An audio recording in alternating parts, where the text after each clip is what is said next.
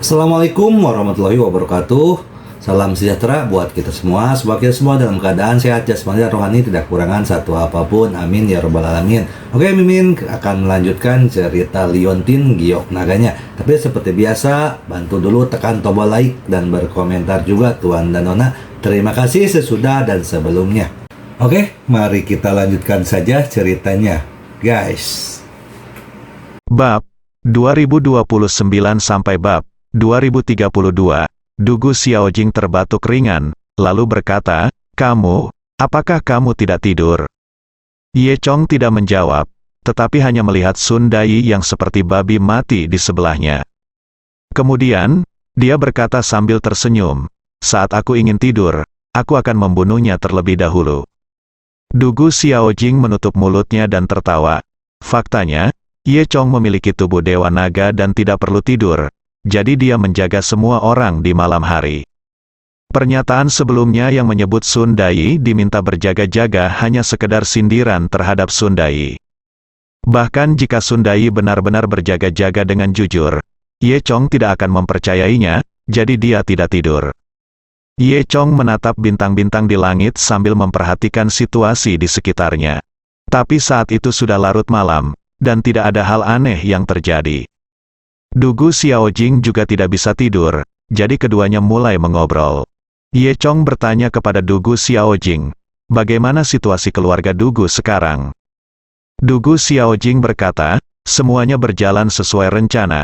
Selama Anda memberi saya waktu 1 bulan lagi, saya yakin garis pertahanan dapat dibangun. Setidaknya ketika Kuil Leiming dan keluarga Nangong datang untuk melawan kita, kita memiliki kekuatan untuk bertarung."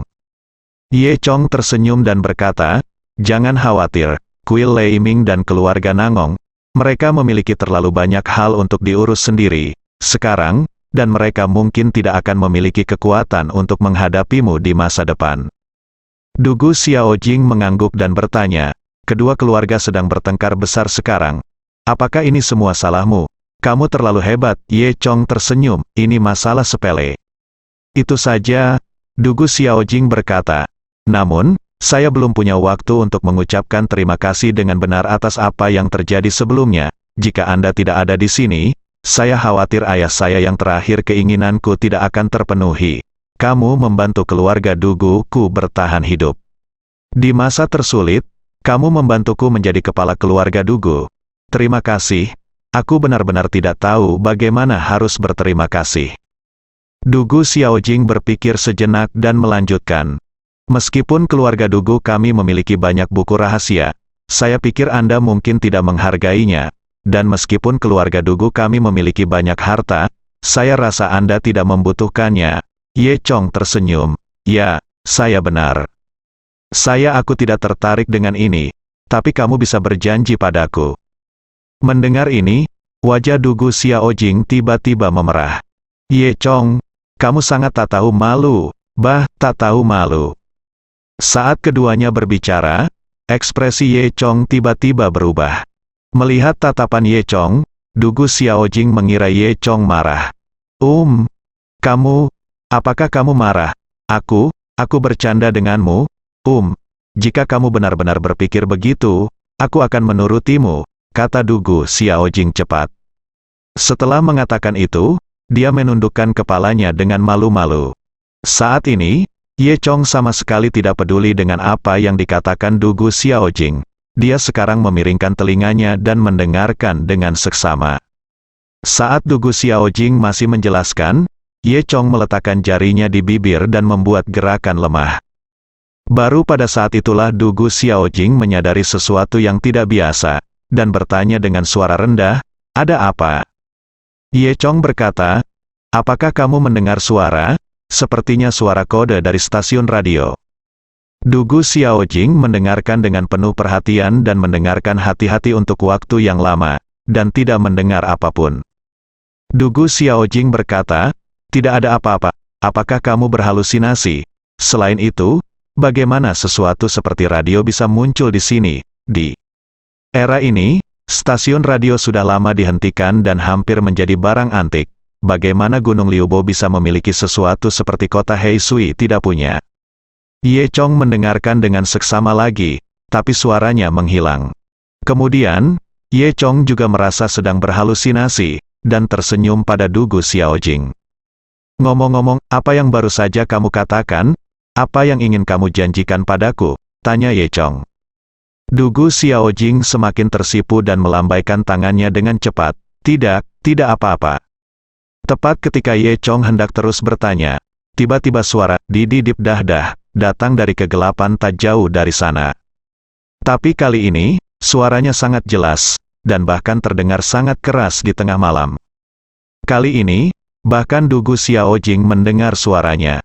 Suara tadi sangat membosankan dan tidak jelas, dan bahkan Ye Chong tidak bisa mendengarnya dengan jelas. Tapi kali ini, sangat jelas, itu adalah suara radio. Di saat yang sama, Bos Chen di sebelahnya juga terbangun. Mendengkur Sundai barusan tidak membangunkannya, tapi dia terbangun oleh suara yang keras tersebut. "Ya Tuhan, ini sinyal hantu," suara Bos Chen sedikit terdistorsi. "Sinyal hantu?" Ye Chong mengerutkan kening. "Apa ini?" Bos Chen sering pergi naik kapal di laut dan telah mendengar terlalu banyak legenda semacam itu. "Ini sinyal hantu, Tuan Ye. Saya pernah mendengar orang lain mengatakan bahwa sinyal hantu semacam ini adalah untuk menarik orang hidup untuk lewat. Jika Anda lewat, Anda akan memasuki perangkap hantu. Maka Anda tidak akan pernah keluar," kata Bos Chen. Ye Chong sangat menghina. Melihat apa yang Ye Chong berikan, Bos Chen berkata, "Saya sedang membicarakannya, Tuan Ye. Dengarkan suara ini. Didi, dada, didi, ini 3 celana pendek, 3 panjang 3, dan 3 pendek. Ini itu jelas merupakan sinyal mara bahaya dari SOS." Setelah mendengar ini, Ye Chong dengan cepat memalingkan telinganya untuk mendengarkan lagi. Saat ini, suara kode bercampur dengkuran Sundai membuat orang merasa sangat aneh. Lalu, Ye Chong mendengar, "Didi, di, da, di, di." Tadi aku tidak memperhatikan, tapi sekarang Ye Chong mendengarkan dengan seksama. Ternyata 3 pendek, 3 panjang, dan 3 pendek. Ye Chong, yang pernah menjadi tentara, sangat akrab dengan sinyal ini. Itu adalah sinyal bahaya. Jika suaranya tidak teratur, Ye Chong mungkin mengira itu berasal dari monster di hutan. Di tengah malam, di hutan yang gelap ini, sinyal bahaya benar-benar muncul. Sekarang sepertinya lebih seperti sinyal hantu yang dikatakan Bos Chen. Dugu Xiaojing juga mendengarnya, dan wajahnya menjadi lebih pucat dari sebelumnya. "Ini, apakah benar ada hantu? Ini, apakah ini hantu yang menggoda kita?" Ye Chong sedikit mengernyit dan berkata, "Sepertinya memang ada sesuatu yang aneh di dalamnya. Hutan ini, aku ingin pergi ke sana dan melihat apa yang terjadi." Setelah mengatakan itu, Ye Chong berdiri dan ingin melihat lebih dekat. Dugu Xiaojing berkata, "Hati-hati, jangan pergi ke sana, itu berbahaya." Ye Chong berkata, "Bahkan jika ada hantu, itu hanya hantu kecil. Apakah saya masih takut? Tunggu saja di sini." "Tidak, Tuan Ye, jika Anda pergi ke sana, Anda akan jatuh ke dalam tipuan iblis. Jadi Anda tidak boleh pergi ke sana," Bos Chen juga berkata. Ye Chong hanya tersenyum, bagaimana dia bisa peduli dengan hal ini? Dengan mengatakan itu, Ye Chong menuju ke arah sinyal hantu. Dugu Xiaojing dan Bos Chen sangat khawatir setelah memikirkannya. Mereka mengikuti Ye Chong dengan hati-hati. Adapun Sundai, dia masih tidur nyenyak, dan sinyal hantu yang begitu keras pun tidak membangunkannya. Ye Chong memanfaatkan cahaya bulan dan berjalan ke arah sumber suara. Setelah berjalan sekitar 200 langkah, dia sudah sampai di dekat suara itu. Suaranya sangat jernih saat ini. Kemudian, Ye Chong berjalan mendekat dan menemukan lubang di tanah. Di dalam lubang itu, ada sebuah kotak hitam tergeletak, dan suara detak terdengar dari kotak hitam tersebut.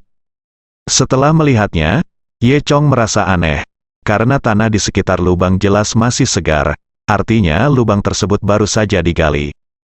Memikirkan hal ini, Ye Chong segera mengaktifkan mata Dewa Naga dan melihat sekeliling. Namun, di bawah pemeriksaan mata Dewa Naga, tidak ada yang ditemukan. Lalu, Ye Chong membungkuk dan melihat kotak hitam itu lagi. Benar saja, itu ternyata sebuah stasiun radio. Ye Chong hanya pernah melihat hal lama seperti ini dari serial TV berjudul Hidden sebelumnya. Hal semacam ini, apalagi kota Blackwater, hanya bisa dilihat di museum bahkan di dunia luar.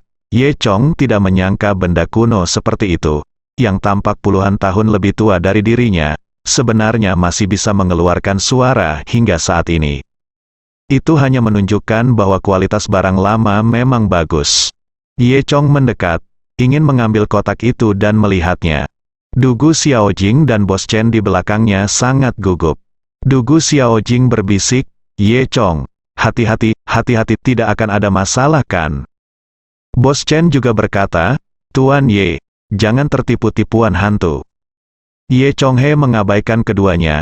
Pria itu langsung mengambil kotak itu. Namun, kotak itu masih terhubung ke kawat, dan kawat itu terkubur di dalam tanah. Ye Chong mengulurkan tangan dan menarik sebagian kawat keluar dari tanah.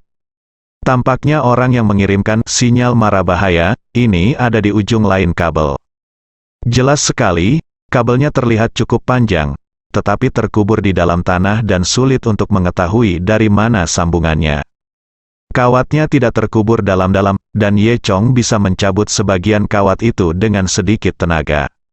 Ye Chong juga mengetahuinya saat ini. Saat pertama kali mendengarkan, dia hanya mendengar suara yang sangat lemah dan tumpul, yang membuktikan bahwa kotak itu juga terkubur di dalam tanah.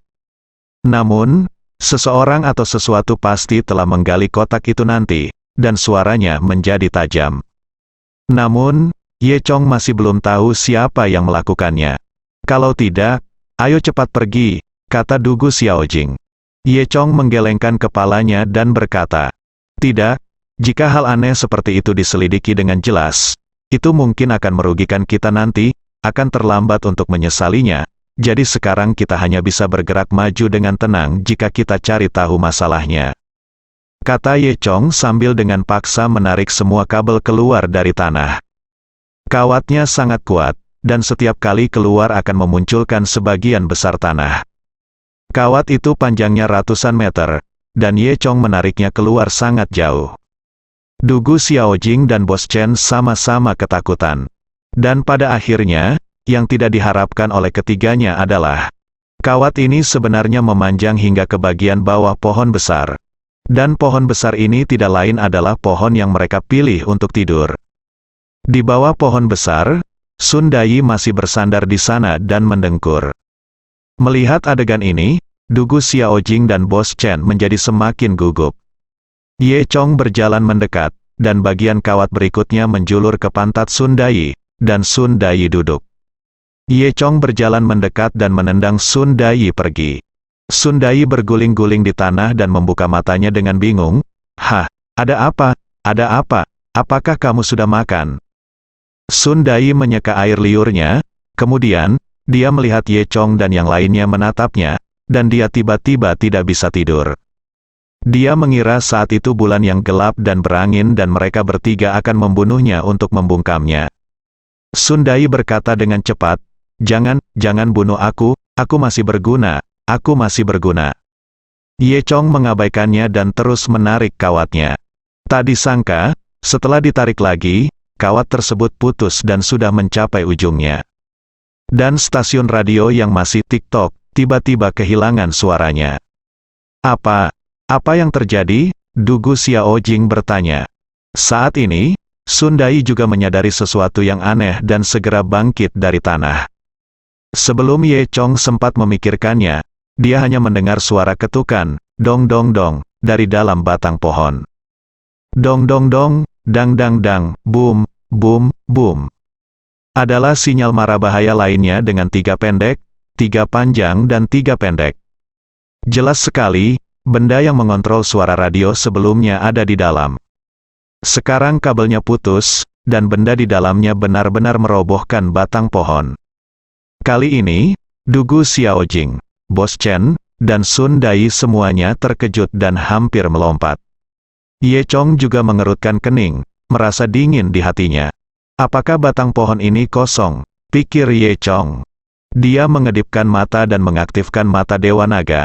Sayangnya, dia tidak bisa melihat apa yang ada di dalamnya. ada sesuatu yang aneh di mana-mana. Apakah benar ada yang salah dengan pohon ini? Kami pernah tidur di bawah pohon sebelumnya. Oh, menakutkan untuk dibayangkan, kata Bos Chen. Ye Chong berpikir sejenak dan berkata kepada semua orang, kalian tunggu saya di sini. Saya akan naik untuk melihat situasinya. Saat dia mengatakan itu, tanpa menunggu jawaban orang lain, Ye Chong melompat ke batang pohon yang tingginya 70 atau 80 meter. Daun pohon besar ini sungguh rimbun. Ye Chong tidak memperhatikan dengan cermat ketika dia berada di bawah pohon sebelumnya. Sekarang dia memanjat batang pohon dan menginjak dahan. Dia benar-benar menemukan ada pesawat yang jatuh di atas pohon. Kepala dan kaki pesawat hampir dimasukkan secara vertikal ke dalam pepohonan tua.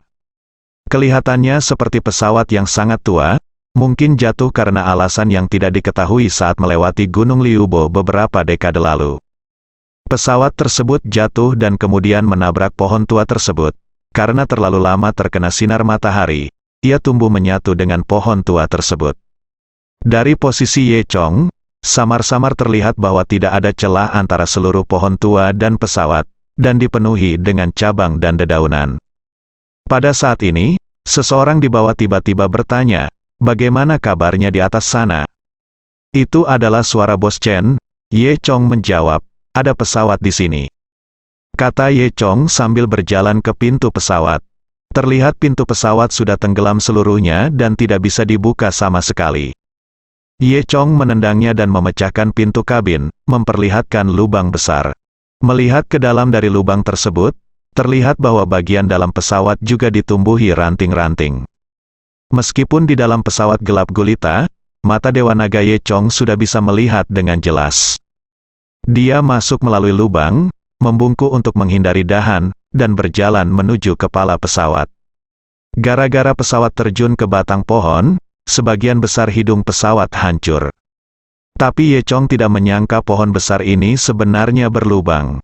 Terlihat kabin pesawat terhubung dengan lubang pada batang pohon melalui celah pada hidung pesawat.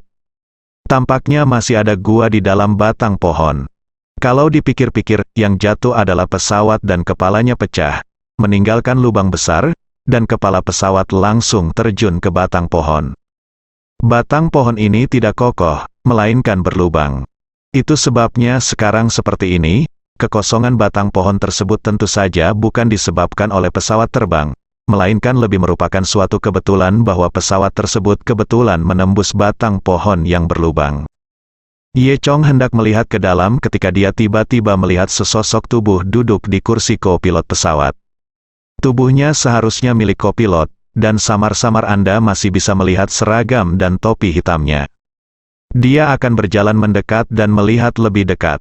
Tiba-tiba, kepala mayat itu bergetar hebat. Hati Ye Chong tergerak. Apakah orang ini belum mati? Bagaimana mungkin hidup di lubang pohon selama puluhan tahun? Bahkan tubuh Dewa Naga Ye Chong harus mati.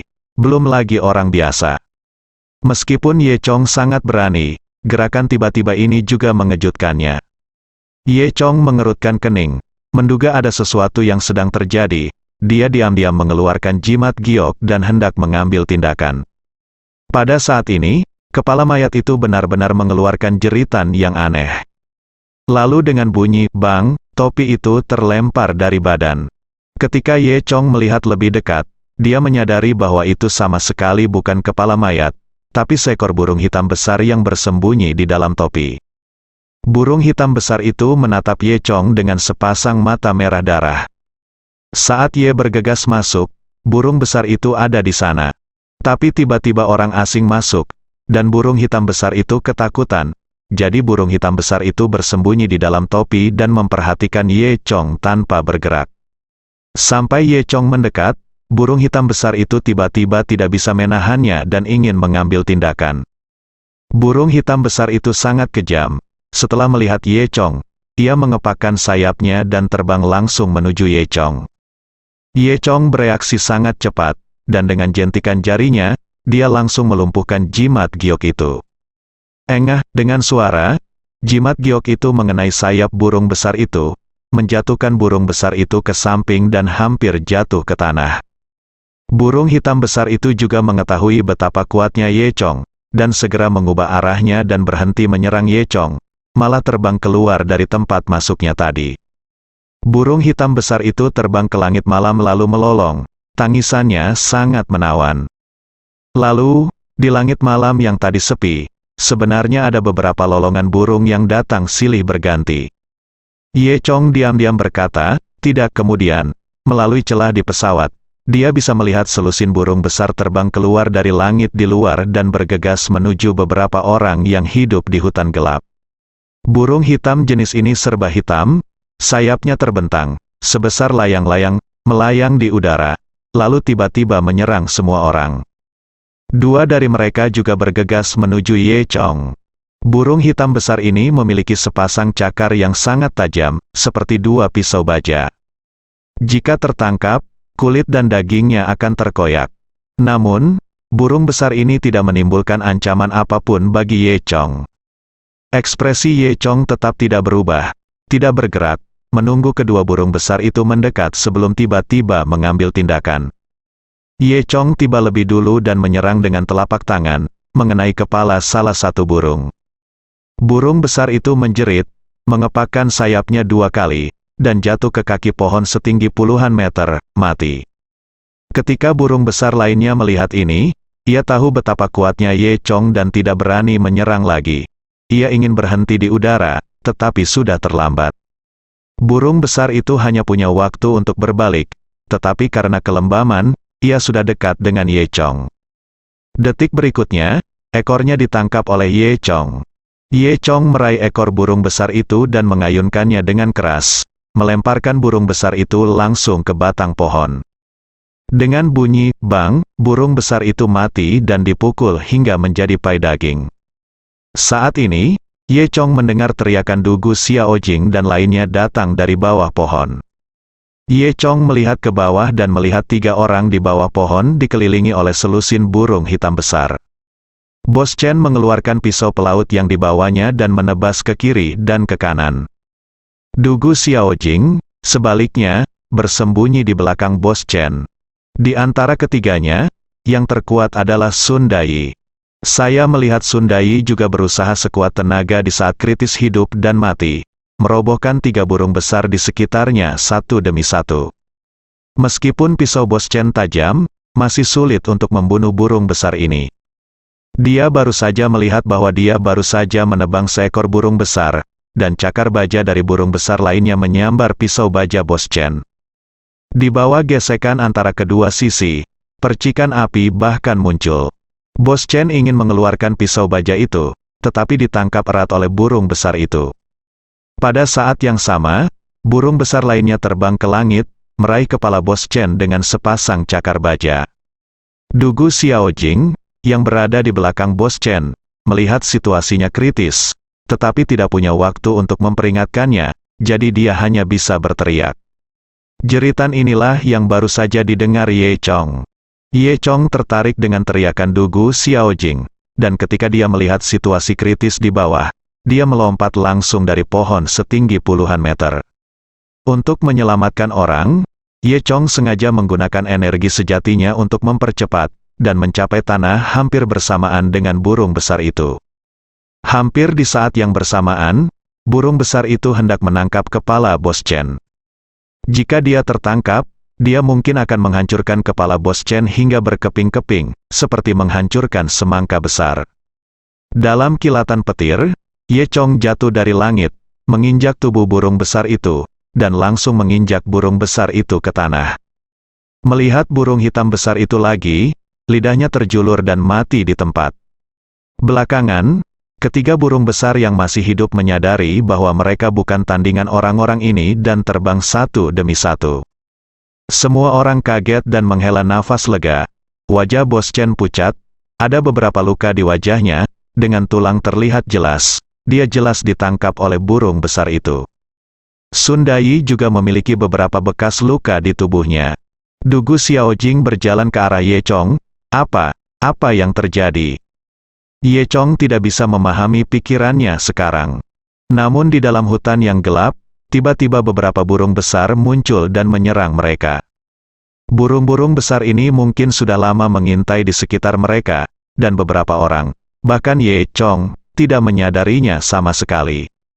Sepertinya hutannya tidak semen yang dibayangkan. Untung hanya ada beberapa burung besar, kata Sun Dai sambil terengah-engah. Omong-omong, Tuan Ye, ada apa? Tanya Bos Chen. Ye Chong berkata, puing-puing pesawat ada di atas. Ia menabrak pohon. Tetapi seharusnya ada lubang pohon di dalamnya. Sebelum saya sempat melihat lebih dekat, burung-burung besar ini tiba-tiba muncul, orang yang sedang berbicara pada saat itu. Dugu Xiaojing menarik lengan baju Ye Chong dan berbisik, "Ya, Ye Chong, apakah kamu memperhatikan sesuatu yang aneh?" Aneh, Ye Chong tidak mengerti apa maksud Dugu Xiaojing pada awalnya. Namun, saat berikutnya, dia mengerti. Tampaknya tiba-tiba, lingkungan sekitar menjadi sangat gelap. Awalnya, di dalam hutan, cahaya bulan seperti sapuan, dan cahaya bulan keperakan menyinari hutan dengan sangat terang. Tapi saat ini, cahaya bulan tiba-tiba menghilang. Setelah Dugu Xiaojing diingatkan seperti ini, semua orang merasa aneh. Mereka mendongak, dan ketika melihatnya, mereka tidak bisa menahan keringat dingin. Saya melihat bayangan besar di atas kepala mereka, sekitar 100 meter jauhnya, menghalangi cahaya bulan. Semua orang dapat melihat dengan jelas bahwa bentuk bayangan ini mirip dengan burung aneh yang baru saja menyerang mereka, hanya saja ukurannya ratusan kali lebih besar. Kedua sayap itu terbentang, dan rasanya seperti mengejar pesawat yang sangat besar. Ye Chong hanya bisa menghela nafas dalam hatinya, apakah semua monster di Gunung Liubo menang dengan menjadi besar? Sudah berakhir, Sun Dai berkata dari samping. Kami telah bertemu dengan sekte leluhur burung, dan kita mati. Chen Bos juga berkata di sebelahnya, oh tidak, kita pasti baru saja membunuh cucunya, dan sekarang kita harus membalas dendam. Benar saja, segera setelah Tuan Chen selesai berbicara, dia melihat burung besar itu mengeluarkan suara gemuruh yang menggema di dalam hutan, jeritan yang aneh. Kemudian ia benar-benar jatuh dari langit dan menerkam semua orang. Sayap burung raksasa ini begitu besar sehingga ketika terjatuh, pohon-pohon di sekitarnya patah, sesaat dedaunan berguguran seperti hujan, dan terdengar suara gemerincing. Dua cakar baja besar burung raksasa itu, seperti cakar dua ekskavator, meraih Ye Chong dan yang lainnya. Untungnya, semua orang lebih fleksibel, dan meskipun burung raksasa itu cepat, ia masih terhalang oleh pepohonan di sekitarnya. Oleh karena itu, beberapa orang tersebar ke segala arah dalam sekejap. Burung raksasa itu terbang ke udara dengan satu pukulan, dan kedua cakarnya yang besar mencengkeram tanah, langsung menggali dua lubang besar di tanah berlumpur. Kemudian, burung aneh itu berbelok di titik terendah, mengepakkan sayapnya dan terbang kembali. Ketika sayapnya mengepak, mereka meniupkan angin kencang yang hampir menjatuhkan Dugu Xiaojing. Untunglah, burung raksasa itu terbang dan menabrak pohon besar. Yang terdengar hanya suara gemerincing, lalu burung raksasa itu benar-benar menghantamkan puing-puing pesawat ke pohon besar tersebut, beserta sebagian batangnya. Bagian atas pohon yang lebat tumbang ke tanah bersama puing-puing pesawat. Hanya mendengar ledakan, seluruh bumi bergetar. Cabang-cabang dan dedaunan yang rimbun berguguran, seolah-olah meletakkan karpet di tanah, dan debu di sekitarnya beterbangan.